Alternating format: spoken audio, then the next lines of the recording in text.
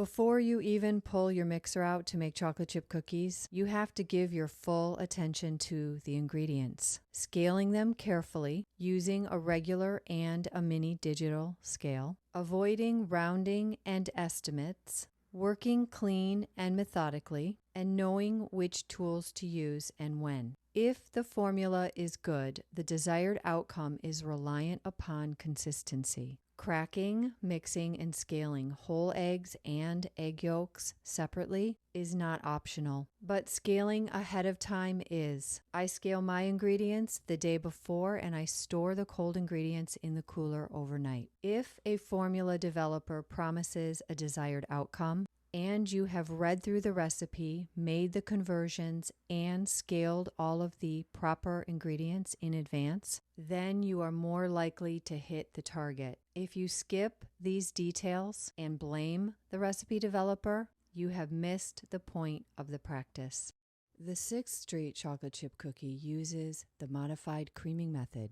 That means you have to pay attention to every detail and go very slow. Melt the butter gently, and even if there are small chunks left behind, leave them. They will melt out naturally. If you've overheated the butter, let it cool. Add the sugars while paddling on medium speed. If you paddle too fast or for too long, you will aerate the butter and sugars. This will lead to a very cakey cookie, no matter how long it hydrates or how you bake it. This is the first step in getting a thick and chewy cookie that spreads beautifully and has those defining crinkles. Paddling is a form of incorporation. Incorporating things gently and thoughtfully leads to prevention of overmixing and over-aerating. Scraping in between is incorporation. It's just much gentler. Add the flour in thirds, but don't mix them very much at all. Finish the chocolate chips by hand, scoop properly, cover and chill for the appropriate amount of time. In order to track the 6th Street chocolate chip cookie progress, I have to work methodically and control the variables. I will bake the cookies at the 24, 48, and 72-hour marks straight from the refrigerator.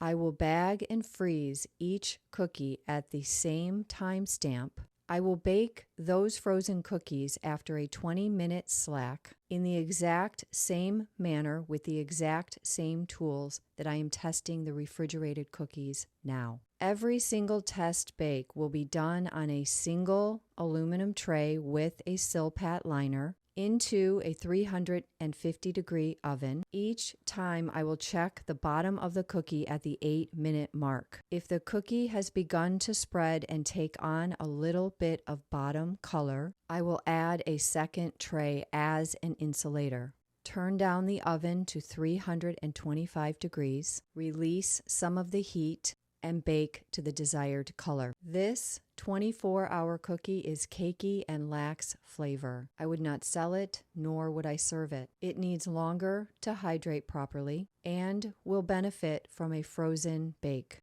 The chocolate chip cookie has been in the refrigerator for 48 hours. That is the only thing that is different.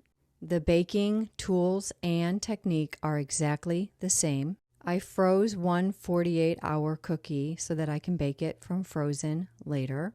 The cookie is just as puffy as yesterday, or so it appears at the beginning of the bake.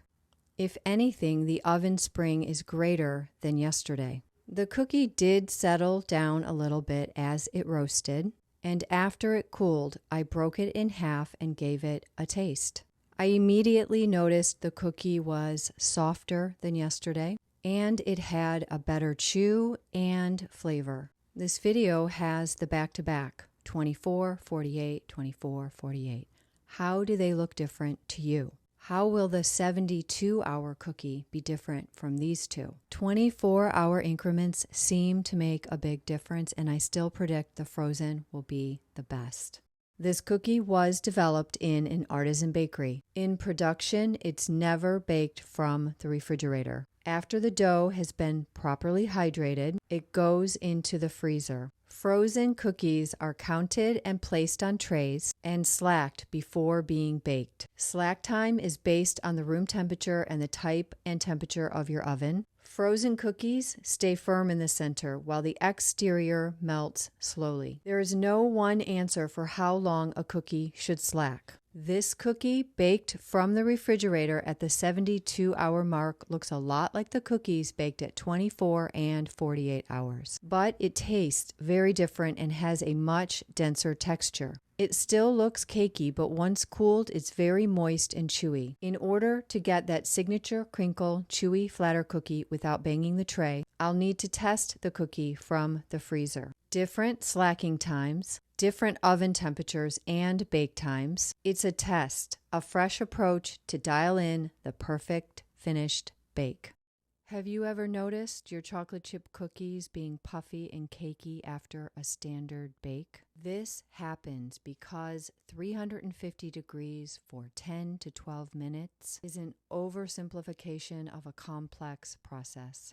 Assuming that you used a reliable formula, that your ingredients were scaled properly, especially the leaveners, that the butter and sugars were not over-paddled too fast or for too long, and the hydration period in the cooler was sufficient. If every step leading up to the bake was done well, then rather than banging on the pan to get your desired result, it's time to analyze the perfect bake. I made a 750-gram batch of the 6th Street chocolate chip cookie. This gave me exactly 6 green Volras scoops that I chilled in the cooler. The first for 24 hours, the second for 48, and the remaining 4 for 72 hours. After the resting period, they went straight into the freezer. I slacked the first 3 cookies for 30 minutes and baked them at a starting temperature of 350 degrees. Same slack, same oven,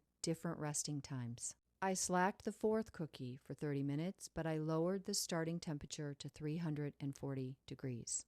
I then slacked the 5th cookie for 45 minutes. I pressed it down and started it at 340 degrees. The final and best cookie was a 60-minute slack and a 340-degree starting temp. This allowed the cookie to slowly melt out, develop signature rings, maintain a thick and chewy center, which rendered pan banging entirely unnecessary. Dial in the concerns, isolate the variables, and bake a good cookie that doesn't need to be fixed at the end.